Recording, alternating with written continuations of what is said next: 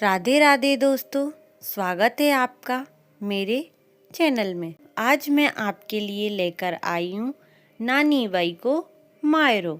हाँ, बिल्कुल सही सुना आपने, वही नानी बाई को मायरो जो श्री कृष्ण खुद भरने के लिए गए थे।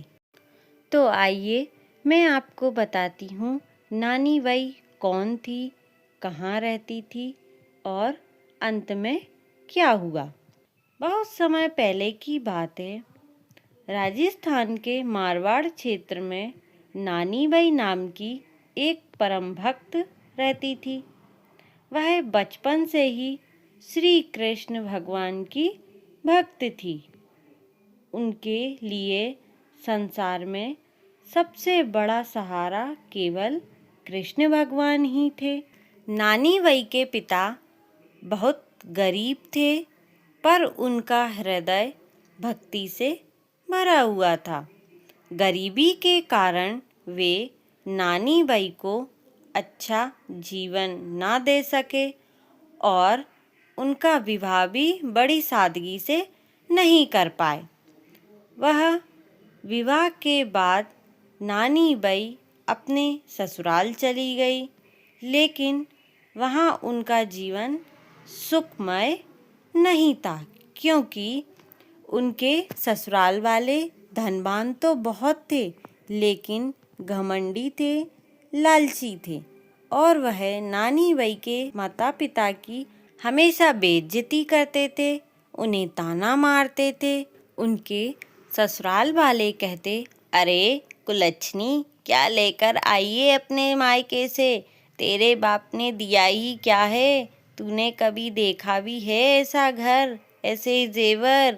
और नानी बाई यह सब सुनकर चुपचाप रहती। वे किसी से शिकायत नहीं करती थी। बस रात में भगवान श्री कृष्ण के सामने बैठकर रोती और कहती, हे प्रभु, अब तो आप ही मेरे मायके वाले हो।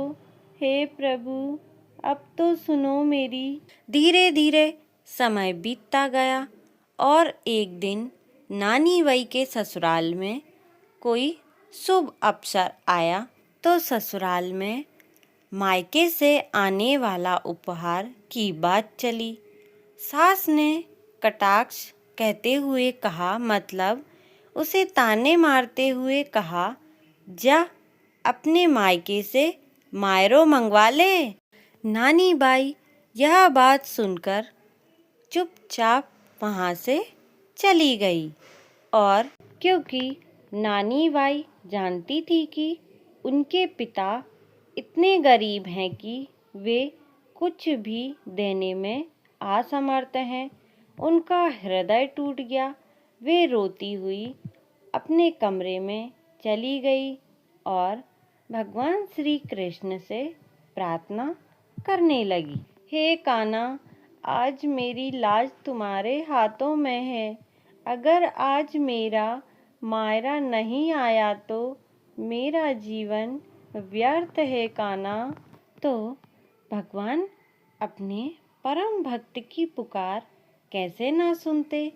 उन्होंने ब्राह्मण का रूप धारण किया और एक विशाल काफिले के साथ नानी बाई के ससुराल चल पड़े। जैसे ही उन्होंने गांव में प्रवेश किया तो लोगों ने देखा ऊंट, घोड़े, हाथी, सब पर धन, वस्त्र, आभूषण, अनाज लदे हुए थे और सारा गांव आश्चर्य में पड़ गया। श्री कृष्ण ने कहा, मैं नानी बाई के मायके से मायरो लेकर आया हूँ। जब नानी बाई के ससुराल वालों ने यह सब देखा तो वह चुप रह गए और उनका अहंकार खत्म हो गया और वह सोच में पड़ गए कि इतना सब कुछ कहाँ से आया इसके पिता के पास। फिर वह थोड़ी देर बाद सब समझ गए कि यह कोई साधारण व्यक्ति नहीं है, बल्कि स्वयं भगवान श्री कृष्ण हैं। फिर क्या था, नानी बाई को बुलाया गया।